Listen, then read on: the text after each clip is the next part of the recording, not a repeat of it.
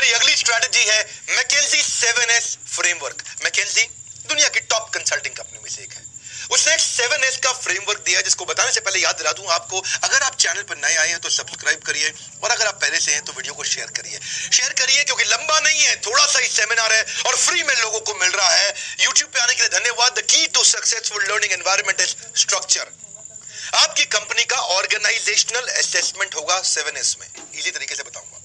अगर आपने नई कंपनी शुरू करनी है या ऑलरेडी कर रहे हैं, पूरी ऑर्गेनाइजेशन कैसी दिखती है एक पिक्चर में, इन 7S से समझ में आ जाएगा।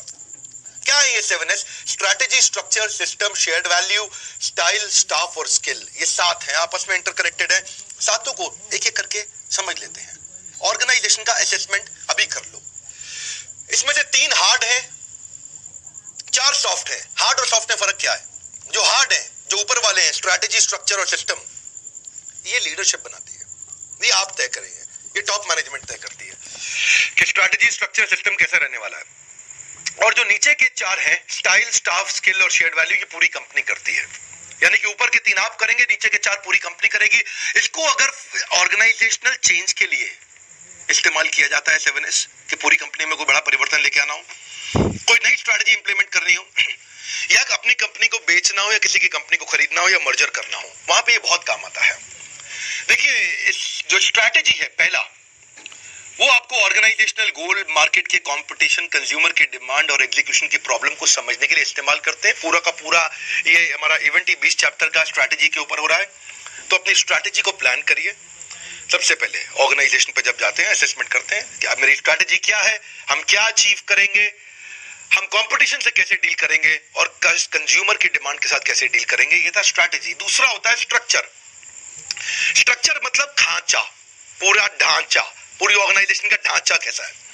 याद रखिए, आगे चल के आपको बिजनेस तो बड़ा करना है ना, ढांचे के बारे में समझना पड़ेगा।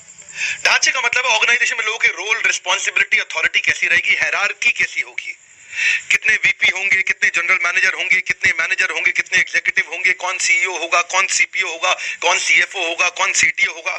सीटीओ मतलब chief technology officer, chief sales officer, chief finance officer, chief marketing officer. Structure कैसा रहने वाला है उसको बोलते हैं स्ट्रक्चर, जिसमें आप डिपार्टमेंट का डिवीजन और हायरार्की प्लान करते हो। इंटर डिपार्टमेंटल कोऑर्डिनेशन उसके बाद बनता है। इससे आप उसमें ये भी देखते हो कि डिसीजन मेकिंग टॉप पे रहने वाली है कि नीचे तक मिलके ले सकते हैं, सेंट्रलाइज्ड है कि डिसेंट्रलाइज्ड है। इन्फोसिस का स्ट्रक्चर कैसा है कंपनी का, उन्होंने कैसे स्ट्रक्चर बनाया, IBU, इंडस्ट्री बिजनेस यूनिट बनाया उन्होंने, इन्फोसिस ने। जैसे FMCG के लिए एक यूनिट बना लिया इन्फोसिस ने, फार्मा के लिए एक यूनिट बनाया। ये पूरी की पूरी टीम, इसका VP, इसका मैनेजर, इसका जनरल मैनेजर सिर्फ केवल फार्मा के लिए, ये केवल रिटेल के लिए, ये केवल IT के लिए, ये केवल लेदर इंडस्ट्री के लिए, ये केवल कंसल्टिंग इंडस्ट्री के लिए। ऐसे ही इन्फोसिस ने अपना बनाया। सिस्टम क्या होता है?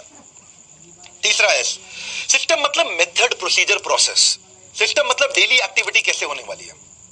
सिस्टम का मतलब प्रोसेस, प्रोसीजर, रूटीन, मेजरमेंट, ये कैसे होगा, क्या प्रोसेस, प्रोसीजर, रूटीन फॉलो किया जाएगा, कैसे कंट्रोल किया जाएगा काम को, आपस में कम्युनिकेशन कैसे होगा, टेक्नोलॉजी का यूज कैसे होगा, CRM से बातें कैसे पता चलेंगी, आपस में ईमेल्स कैसे किए जाएंगे, आपस में वो स्ट्रक्चर था, बिल्डिंग। सिस्टम है, आपस में लोग कैसे जुड़ेंगे, मिलके कैसे काम करेंगे। इसके बाद आते हैं सॉफ्ट एलिमेंट, जो नीचे के 4 थे, उसमें शेयर्ड वैल्यू, यानी कि कंपनी का कल्चर कैसा है, कंपनी की वैल्यूज कैसी हैं। जो शेयर्ड वैल्यू है, जो स्टैंडर्ड प्रिंसिपल है, जो कंपनी के बिलीव्स हैं, यानी कि कंपनी में लोग किस बात पे विश्वास रखते हैं, कैसा कल्चर बिलीफ रखते हैं। जैसे इन्फोसिस ने बनाया सी लाइफ। सी लाइफ का मतलब क्या है? सी मतलब क्लाइंट फोकस रहेगी पूरी की पूरी इन्फोसिस। लीडरशिप अपने एग्जाम्पल के द्वारा एस्टैब्लिश करेगी। इंटेग्रिटी मतलब ईमानदार रहेगी। फेयरनेस मतलब सबके प्रति बराबर रहना चाहते हैं, वो फेयर रहना चाहते हैं। और एक्सेलेंस मतलब अपने काम को और अच्छा करते चले जाएंगे। ये इन्फोसिस की शेयर्ड वैल्यूज है।